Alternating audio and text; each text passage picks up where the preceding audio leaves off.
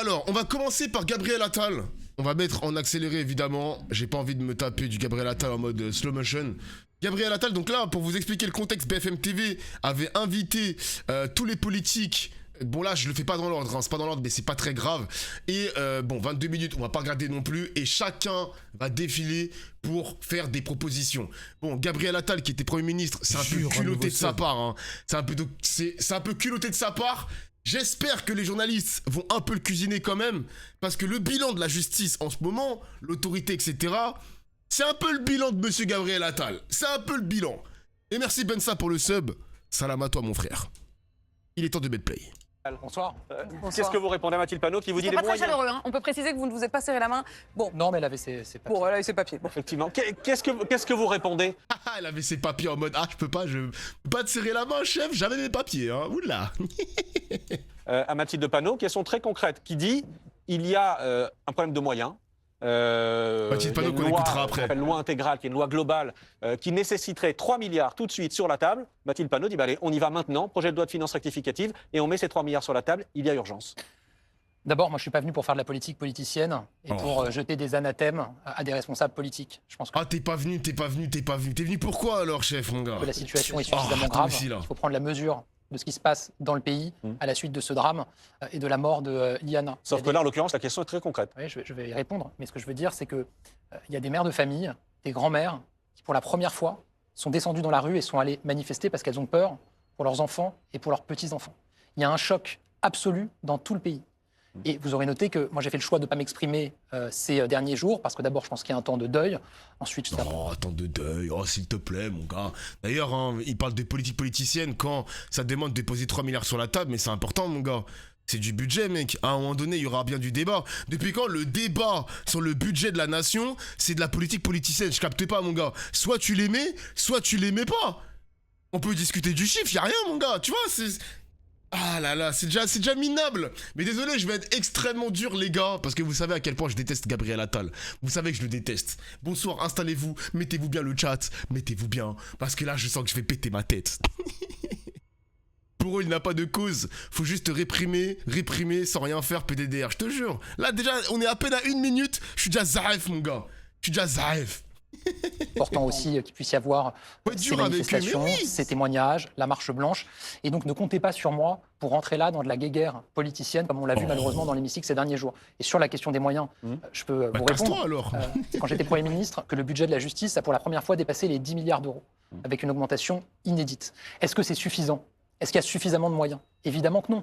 Évidemment qu'il faut continuer à augmenter les moyens de la justice. Mais quand vous reprenez en 2016, le dernier garde des Sceaux de François Hollande, M. Urvoas, c'est à la fin du quinquennat de François Hollande. Qu'est-ce qu'il déclare? Que la justice est, je cite, en état de clochardisation. Et depuis, il y a eu une augmentation de 50% du budget de la justice. Encore une fois, est-ce que c'est assez? Évidemment que non. Évidemment qu'on manque encore de magistrats, qu'on manque encore de greffiers, qu'on manque encore de moyens. Et je veux aller plus loin que ça, Maxime Switek. Indépendamment des moyens, on a besoin aussi de tout changer dans notre système judiciaire. Parce qu'on le voit bien aujourd'hui. Vous avez besoin de tout changer, mais frérot, t'étais sur les 2 mandats d'Emmanuel Macron quand même. Tu as mis ta patte dans tout ce qui s'est passé en France. Je comprends pas, ma gueule. Les mêmes paroles que Darmanin. Mais la technique, elle est très fréquente et très simple, les amis. Le mec te donne un chiffre comme quoi on a bien augmenté le budget par rapport au mandat de François Hollande. Ça, je veux bien l'entendre. Il est en train de prouver qu'il a agi en disant qu'on a augmenté le budget. Mais après, il reconnaît que la situation, elle reste quand même catastrophique. Mais dans ce cas-là... Chef, what the fuck? What the fuck, bro? Je capte pas, mon gars. Je vais juste au bout de mon développement, ce ne sera pas très long, je vous rassure. On le voit bien aujourd'hui que dans le système, il y a beaucoup de choses qui dysfonctionnent.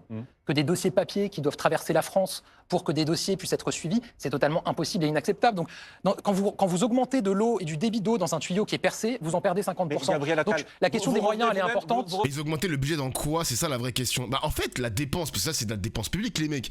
Moi, je pense que là, je crois que c'est le 18, hein, il y a un dossier qui va sortir pour montrer les failles du système, de ce qui s'est passé sur la mort de Liana. En fait, t'as beau dépenser de l'argent de l'État, si le service est mal rendu, t'as beau dépenser des milliards, ça servirait à rien, les gars. Ça servirait à rien. Le budget a moins augmenté que l'inflation, donc il a réduit en réalité.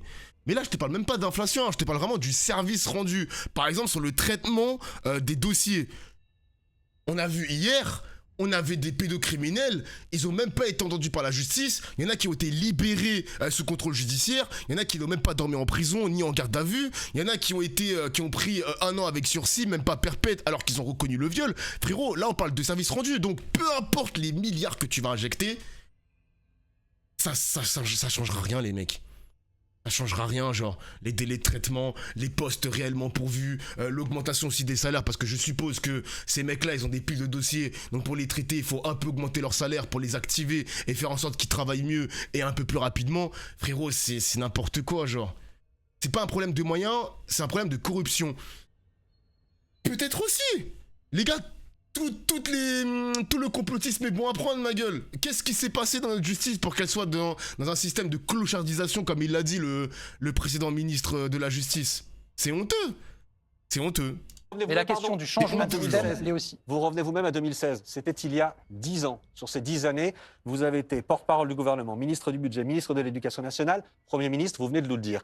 Est-ce que vous vous êtes posé ces derniers jours la question de votre responsabilité politique et personnelle? Mais évidemment, c'est une faillite totale qui s'est passée avec ce drame de Liana. Donc évidemment, quand vous avez été aux responsabilités, vous vous dites l'État, les pouvoirs publics n'ont pas été en mesure de protéger cette jeune fille. Évidemment que vous vous dites on aurait dû faire plus, on aurait dû faire mieux, bien sûr. Et en fait, il n'y a rien qui peut apaiser cette famille. Vous vous rendez compte? Ils ont perdu leur fille dans des conditions absolument effroyables, leur fille de 11 ans. Mais en plus, ils apprennent que ça aurait pu être empêché si notre système avait fonctionné correctement. Parce que l'auteur avait déjà fait l'objet d'une plainte et qu'il ne s'est rien passé depuis la plainte. C'est insoutenable et insupportable. On sait que Gérald Darmanin, face à ces faits-là, présentait ses excuses. Est-ce que vous faites la même chose ce soir? On doit tous des excuses à la famille de Liana, bien sûr. Ensuite, je vais vous le dire. Bah, on doit tous des excuses. Bah non, en fait, c'est vous. C'est vous qui êtes aux manettes. Ça, c'est le moment important de l'interview, les gars. Donc là, on arrête de parler d'Attal en mode c'est un commentateur politique, c'est un commentateur extérieur à tout ça. Frérot, t'as dirigé l'État, en fait. C'est que vous, en fait, hein. C'est vous qui devez vous excuser, ça va pas ou quoi, mon gars? Il y a une enquête administrative qui a été lancée. Évidemment qu'il faudra qu'il y ait des conséquences, il faudra qu'il y ait des sanctions. Est-ce que vous estimez même, au-delà des sanctions, que l'État doit être condamné? La maman de Rosa qui a porté plainte pour viol, elle avait 11 ans, elle a porté plainte pour viol en août. On le sait désormais, en septembre, les médecins ont constaté que les lésions qu'elle présentait corroboraient bien ses dires. Et ensuite, il n'y a rien eu. Elle a été demandée régulièrement des comptes aux enquêteurs qui l'ont rabrouée. Elle porte plainte contre l'État pour faute lourde. Est-ce que vous estimez qu'au fond, la France doit être condamnée? Vous avez bien sûr régulièrement des plaintes contre l'État. Je l'ai moi-même vu dans des cas de harcèlement scolaire. Vous savez que j'ai été très engagé, que je le suis encore sur cette question du harcèlement scolaire. Et vous avez des juges qui établissent la responsabilité Est-ce que là, l'État doit être condamné? Je ne suis pas juge, Pauline de Malherbe. En revanche, c'est légitime qu'il y ait des familles qui posent cette question. Et qu'il y ait des Je refaire ce message, vous êtes responsable, donc coupable. Ça devrait être la prison ou au moins la démission. Je suis d'accord avec toi. Familles qui engagent des démarches. Et ensuite, c'est à la justice, évidemment, de le dire. Maintenant, évidemment qu'il faudra, sur ce cas précis et sur ce dysfonctionnement, plus qu'un dysfonctionnement d'ailleurs, cette défaillance, cette faillite majeure, il faudra évidemment qu'il y ait des sanctions. Il faudra que quelqu'un paye dans cette affaire. Je suis frappée que vous avez dit à propos des manifestations, vous avez dit il y avait dans la rue des mères, des grands-mères. Ça vous a pas choqué, vous? Qui est moins d'hommes que de femmes, oui. bien en sûr fait, que il n'y a en effet que des mères et des grands-mères. Alors, est-ce que ça veut dire que les hommes ne se sentent pas concernés par cette question-là? Évidemment que non. C'est vrai. Mais on le Putain, voit. mais attends, mais il y a un mec dans le chat qui avait fait la réflexion hier. C'est vrai qu'il y avait que des femmes. Il y avait un mec qui avait dit sur mon stream, mais je m'en souviens, il m'a dit, mais gros, c'est normal qu'il y ait que des femmes dehors à manifester, etc. Genre, le patriarcat a encore de belles années, les gars, j'ai l'impression. Hein. C'est une dinguerie quand même. Putain. Et là, par pitié, coupe Gabriel Attal. Non, mais à part dire que le mec était responsable, le mec, il va faire des effets d'annonce, encore une fois. Hein. Il va dire que si je suis à la tête de l'État, il va encore une fois augmenter le budget. Encore une fois, les mecs, t'as beau insérer de l'argent encore et encore. Si à la fin, les services rendus sont misérables, sont maltraités, etc. Si le mec, il a même pas été condamné alors qu'il a été reconnu coupable de viol, agression sexuelle, etc., ça servirait à rien. C'est le seul commentaire que je pourrais vous apporter, les gars, ça ne sert à rien. Parce que là, les politiques, faut qu'ils arrêtent. Mathilde Panot, qu'on m'a écouté tout à l'heure, elle a parlé d'augmenter le budget. Là où je suis pas d'accord avec elle, même commentaire aussi, vous augmentez le budget, mais à la fin, il faut que ça serve réellement à quelque chose. Il faut vraiment que ça serve à quelque chose d'augmenter le budget, mon gars. On a un budget de merde, Dofla, mais peu importe. Ça veut dire que dans ce budget-là, on doit recruter massivement, parce que j'ai vu que je crois qu'on a un procureur pour 100 habitants, ou je ne sais plus quoi, c'est quoi le chiffre, mais on est très en dessous de la moyenne européenne. On est très en dessous. C'est la même chose. Si vous augmentez de budget et on a le même nombre de postes, ou très peu, ça a très peu augmenté, et ça n'a pas rattrapé le retard de l'Union européenne, ça ne sert à rien. Ça ne sert à rien, mon gars. Ça sert à rien, genre. C'est nul. C'est déjà la gestion de l'argent qui ont le souci. Mais bien sûr, mon gars. Un peu aussi, quand même, non? Derrière cette question-là, il y a la question culturelle de notre pays aussi. La question de la culture du viol, qui est un enjeu absolument majeur. Et on voit qu'on n'est pas du tout au bout de cette question-là. Malheureusement, c'est pour ça qu'indépendamment... J'ai écouté le début de cette émission. Et j'ai entendu certains responsables politiques qui insistent à raison, quasi exclusivement, sur la question de la fermeté, sur la question des sanctions, sur la question des peines. Et ils ont raison. Et j'en ai entendu d'autres qui insistent quasi exclusivement sur la question de toutes les mesures qu'on peut prendre pour faire disparaître cette culture du viol, des questions éducatives, des questions de formation. Et En ils ont gros, raison on va aussi. dire, il y a la droite d'un côté et la gauche de l'autre. Moi, En tout cas, ceux qui sont passés devant nous ce soir, en effet, ça ne veut pas dire qu'ils négligent Bien sûr l'autre que non. partie, mais que leur priorité va pour les uns aux sanctions, la droite, pour les autres à la prévention, la gauche. Moi, je pense qu'il faut faire les deux. En fait, je défends à la fois, évidemment, un renforcement même des temps. sanctions, des peines, une réorganisation complète de notre système de justice. On peut en parler dans le détail. Et je défends aussi la loi intégrale qui a été proposée par la députée Thiébaut Martinez, qui est co-signée par des députés de mon groupe, qu'on porte et qu'on défend depuis un certain temps maintenant, parce qu'il y a un enjeu systémique aussi. Parce qu'on ne peut pas passer sous silence la question de l'éducation, la question de la formation et cette question culturelle qui est encore présente en France, malheureusement. Il y a des pays qui ont réussi à vaincre ce fléau, notamment l'Espagne, qui a fait considérablement reculer les féminicides, les viols, les agressions contre les femmes. Mais pardon, c'est terrible parce que l'exemple de l'Espagne, tout le monde nous le donne ce soir. Ça fait des années que tout le monde nous le donne. Il y a beaucoup Ça de choses. fait des années. Encore une fois, Marlène Schiappa, je me souviens très bien dans oui, l'interview. qui a fait il y beaucoup très avec le Grenelle longtemps, contre les parlait de- violences, mais il faut bien se rendre compte que Ils ce prennent qui se l'Espagne passe à gauche, aujourd'hui, hein. je crois, C'est des c'est un gauchos, hein. sursaut et un réveil Oui, mais c'est pas une collectif. bonne nouvelle qu'on nous en parle depuis 10 ans, franchement. Enfin, Bien c'est sûr, pas du et tout je vais une vous bonne dire, nouvelle. c'est pas une bonne nouvelle non plus, et certains Français qui nous regardent évidemment se le disent, qu'il faille quelque part attendre un drame comme celui-là pour qu'il y ait ce sursaut et ce réveil collectif. Maintenant, moi je suis là pour regarder comment on avance. Moi je pense que c'est possible. Je pense qu'on doit avoir une nouvelle justice en gardant évidemment les grands principes, le procès équitable, la présomption d'innocence, les droits de la défense, l'indépendance de la justice, mais pour le reste, il faut tout changer. Et mais surtout, là- je pense que c'est possible. On va Évidemment parler qu'il des faudra de la changements. force, évidemment qu'il faudra du courage, de l'énergie, mais c'est possible. Et je vais vous dire, s'il y a des corporatismes qui bloquent, on pourra en passer par le référendum Du courage, de l'énergie. Ah, référendum. s'il le faut, parce que le changement, je crois pas que Ah les là là là là, des grands récits de président, mon gars. Des grandes promesses, des grands récits, c'est toujours la même chose, ma gueule.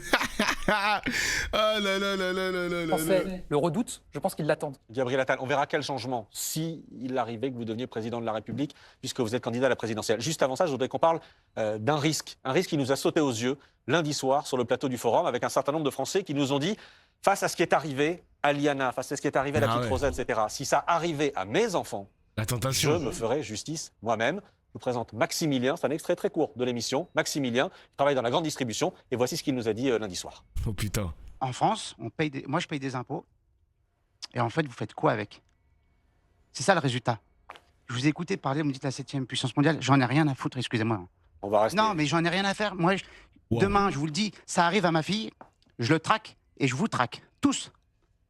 Qu'est-ce que ça veut dire, ça? Je mets les moyens financiers, je traque, je règle le problème moi-même. C'est dinguerie de dire Qu'est-ce ça. que Hein. vous lui dites? Je pense que c'est la réaction. Il a dit devant Darmanin, je vous traque. Eh, c'est trop de folie la phrase. Vous vous rendez pas compte, les mecs. Hein. La plus humaine qui soit. Et je pense qu'il y a beaucoup de parents qui se disent exactement la même chose. Et moi, ce que je dis, c'est que notre rôle à nous, responsables politiques, c'est évidemment d'éviter d'en arriver là. Et c'est là où la responsabilité, elle est immense. Faire en sorte que l'État remplisse sa mission et sa promesse, qui est de protéger les Français, et notamment de protéger les plus fragiles, les plus vulnérables d'entre eux, que sont les enfants. Et si vous avez des Français qui aujourd'hui ont ces réactions-là, c'est précisément parce qu'ils ne font plus confiance dans le service public de la justice, dans l'État pour assurer cette protection. Quelle solution alors? Moi, je pense qu'il faut tout changer dans notre système judiciaire, je le disais, autour de plusieurs orientations. Il y a évidemment la question des peines. Je suis favorable, et depuis longtemps, et je l'ai dit depuis longtemps, à l'imprescriptibilité pour les crimes commis contre les mineurs. Je suis favorable à ce qu'on alourdisse les peines pour les viols en série, comme ça a été par ailleurs proposé et repris par le gouvernement. Par le Premier ministre aujourd'hui. Je suis favorable à ce qu'on fasse en sorte d'avoir une plus grande fermeté dans les peines qui sont décidées, qu'elles soient véritablement appliquées. Je plaide par exemple pour la suppression du juge d'application des peines, parce qu'on a trop tendance en France à rejuger des choses qui ont déjà été jugées avec des peines qui sont amoindries, alors que vous avez un jugement qui a... Après, tranquille, Gabriel Attal, hein, tranquille, hein, parce que là, on part la base, hein. N'oubliez pas une chose, les amis, hein, la base, c'était qu'on partait d'une plainte qui n'a jamais été traitée, par les services gendarmerie, judiciaire, etc.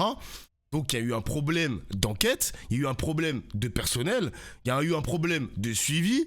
Waouh, là on part dans des suppressions de juges, de peines, d'applications, je sais pas quoi. Ouh là là là là là là, ça va trop loin là mon Gabriel Attal. Hein. En fait, le jugement doit être appliqué, point barre. Exactement, et ça libérera par ailleurs des postes de... Déjà, si vous pouvez forcer, inciter les gendarmes à traiter les plaintes pour qu'ensuite le mec il soit entendu, ce serait déjà pas mal.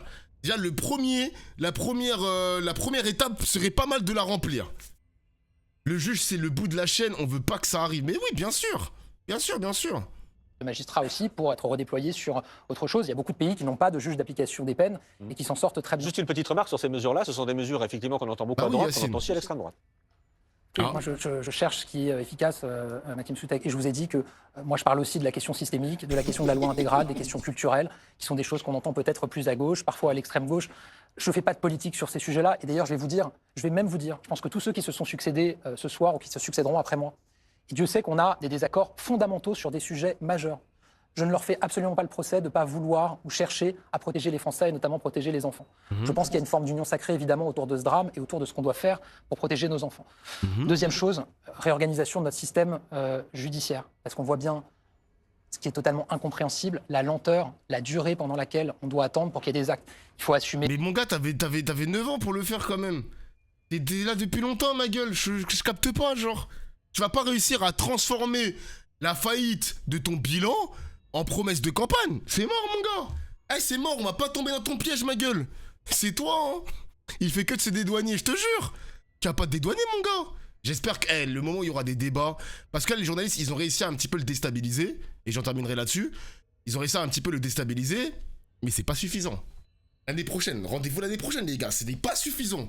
Moi, je veux qu'ils graillent le sol, mon gars. Moi, je veux qu'ils mangent de la pierre, mec. Tous les macronistes le font, mais bien sûr, mon gars. Et de caper, de fixer des limites sur des délais, une limite de délai pour les enquêtes, une limite de délai pour les premiers actes qui sont... Il n'a pas été ministre de la Justice, bah non, il a été Premier ministre carrément. Il a eu les plus hautes fonctions de l'État. Il a participé à la feuille de route d'Emmanuel Macron. Vous savez qu'il y a des conseils de ministres, il y a des réunions, etc. où ça discute, ça débat, ça fait passer cette loi en priorité ou pas, etc. Bon, les gars, vous savez que Gabriel Attal, on ne peut pas le dédouaner parce qu'il n'a pas été ministre de la Justice. Ça n'a rien à voir. Ça n'a rien à voir. Le mec, il veut réparer quelque chose, mais il faudrait lui poser la question de pourquoi il ne l'a pas fait avant. Et pourquoi on lui ferait confiance pour 2027 ? Vous voyez ce que je veux dire ou pas ? Il avait la possibilité de tout réparer, il n'a rien fait, et il vient te promettre qu'il va réparer ça en 2027 s'il est président. Mais va te faire foutre ! Mais va te faire foutre, mon gars ! Pas possible !